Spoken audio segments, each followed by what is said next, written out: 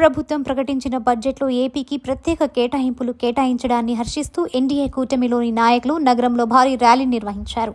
ఈ ర్యాలీలో ఎన్డీఏ కూటమిలోని ప్రధాన పార్టీల నాయకులు, కార్యకర్తలు పెద్ద సంఖ్యలో పాల్గొని ప్రధాని మోడీ నాయకత్వం వర్ధిల్లాలి అంటూ నినాదాలు చేశారు. అనంతరం కూటమిలోని నాయకులు మీడియాతో మాట్లాడుతూ కేంద్ర ప్రభుత్వం ప్రకటించిన ఈ ఆర్థిక కేటాయింపుల వల్ల ఏపీకి ఎంతో మేలు జరుగుతోందని వారు ఆశాభావం వ్యక్తం చేశారు.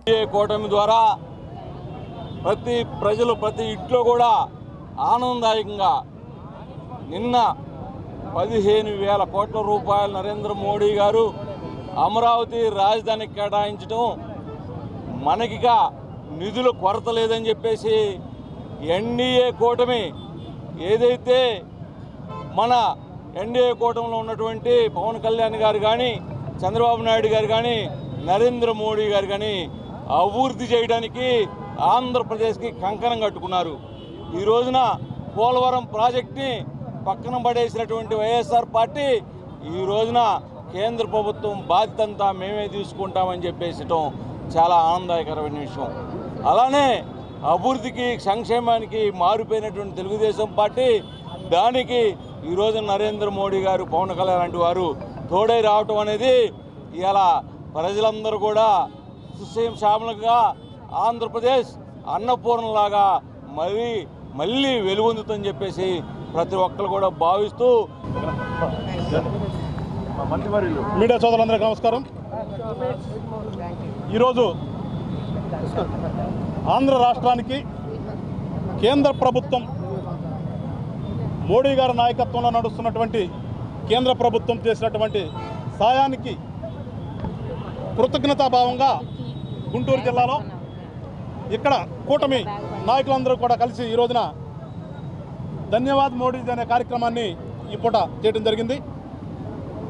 ఏదైతే పవన్ కళ్యాణ్ గారు రాజకీయాల్లోకి వచ్చిన తర్వాత నా ధ్యేయం రాష్ట్ర అభివృద్ధి అని చెప్పేసి, నా లక్ష్యం ఈ రాష్ట్రంలో ఉన్నటువంటి ప్రజల సుఖశాంతులు అని చెప్పేసి ఏ రకంగా అయితే చెప్పాడో, అంతే కష్టంగా కూటమిని ఏర్పాటు చేయడంలో కూడా ఎన్ని ఒడిదుడుకులు ఎదుర్కొన్నారో మీ అందరికి కూడా తెలుసు.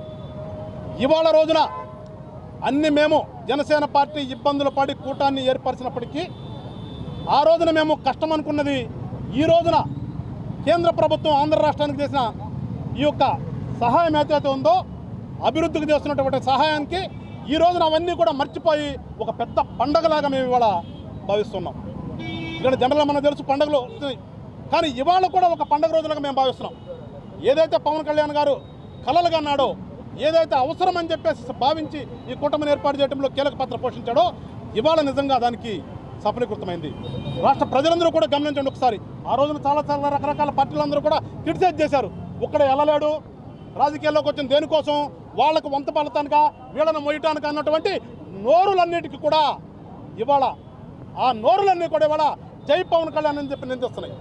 ఎందుకంటే అడుగంటినటువంటి అమరావతిని ఇవాళ కొన్ని వేల కోట్ల సహాయంతో కేంద్ర ప్రభుత్వం ఇవాళ మేమున్నాం మీ వెనుక, అమరావతిని నిర్మిస్తాం, పోలవరాన్ని నిర్మిస్తాం, అట్లాగే ఆంధ్ర రాష్ట్రంలో ఉన్నటువంటి 8 ఉమ్మడి జిల్లాలకు ఇవాళ వెనుకబడిన జిల్లాలుగా గుర్తించి సహాయం అందిస్తున్నాయి.